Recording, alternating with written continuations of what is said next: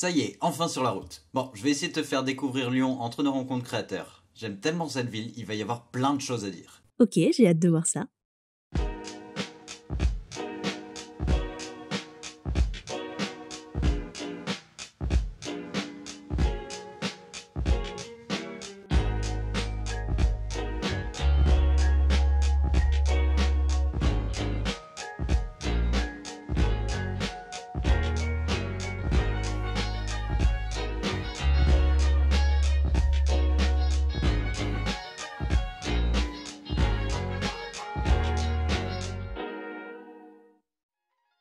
Nous y sommes. Alors, là, Alexia, nous sommes sur les quais du Rhône. Cet endroit est juste génial. On viendra s'y poser histoire de prendre un petit café sur les péniches. Toi et le café.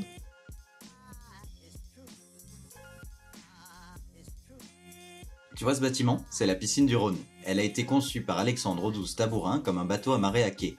En gros, l'idée c'était déjà de lutter contre les baignades dans le Rhône, qui venaient d'être interdites. Mais le vrai but était politique. Dans un contexte de guerre froide, l'URSS intègre le Comité international olympique, et la France veut donc créer de futurs champions.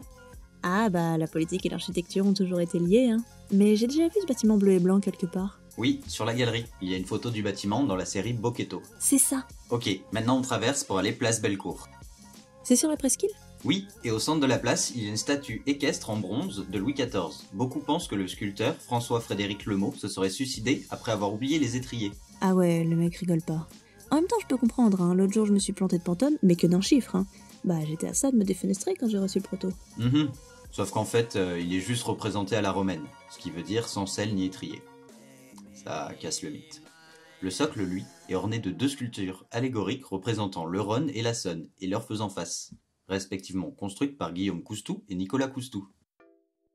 Allez, on continue direction la colline de Fourvière. D'ailleurs, la prochaine fois, faudra vraiment que tu montes en funiculaire, c'est trop cool. Voici le look de Noum. Un théâtre gallo-romain. Ouais. Enfin, à la base, une colonie romaine fondée suite à l'assassinat de César, qui deviendra la capitale des Gaules, d'où le surnom de la ville. Il pouvait quand même accueillir jusqu'à 10 000 personnes. Et maintenant, il accueille chaque année le festival des Nuits de Fourvière. Ah, et là, tu vois, c'est le musée du même nom, construit par Bernard Zerfus. Bon, je garantis pas la prononciation, mais son architecture est vraiment géniale. Un bijou pour y faire des photos. Et les expositions qui retracent l'histoire de Lyon, ils sont top. T'y allais que pour faire des photos, en fait. Oh, ça va. La première fois que j'ai découvert la basilique de Fourvière, j'étais pas prêt. Le bâtiment est incroyablement moderne. En fait, il est de style néo-gothique et néo-byzantin. Il est maintenant le symbole de la ville et inscrit au patrimoine mondial de l'UNESCO. Elle a été construite par les architectes Bossan et Sainte-Marie-Perrin. C'est sublime. Et la Vierge Marie au sommet, en bronze doré, est la protectrice de la ville de Lyon. Elle est visible à des kilomètres. Mais le plus fou, c'est que le sculpteur Joseph Hugues Fabiche... Bravo pour la mémoire des noms d'ailleurs. Maintenant, entraîne-toi à les prononcer très vite et on fera peut-être un décryptage excentrique ensemble. Ouais, enfin, merci Google. Je disais, le sculpteur lui a fait une tête et des mains surdimensionnées pour qu'elle reste visible d'en bas dans des proportions parfaites. Sinon, le mieux, pour profiter de la vue depuis l'esplanade, c'est de venir au lever du jour quand il n'y a encore personne.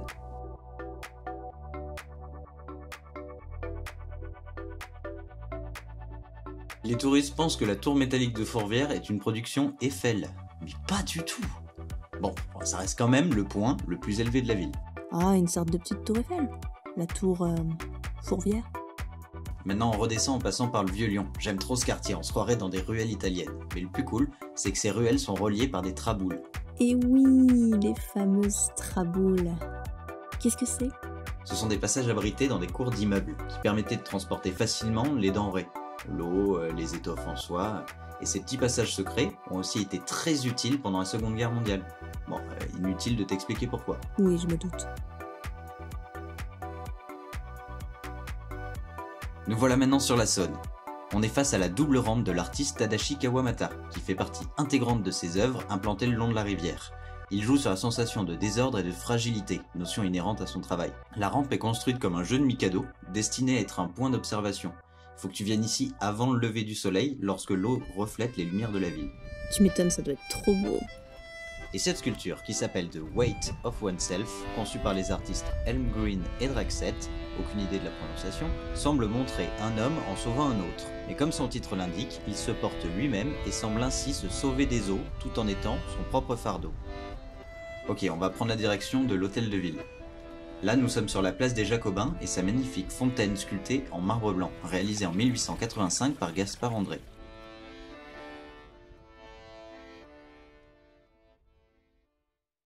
Un autre élément caractéristique de Lyon, les fresques qui retracent l'histoire de la ville, dont les plus connues la fresque des Lyonnais et le mur des Canuts. Ici, la bibliothèque de la cité, 400 m² illustrant 500 livres d'auteurs de la région. Avec entre autres Voltaire, s'il vous plaît.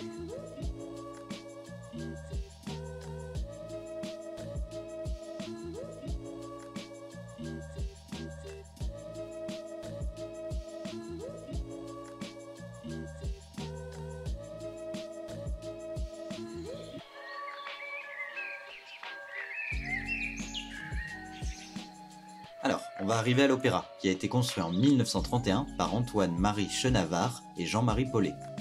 Tombé en ruine, il sera restauré en gardant uniquement ses 4 murs extérieurs par nul autre que... Jean Nouvel, je le savais. Je suis trop forte, j'adore gagner.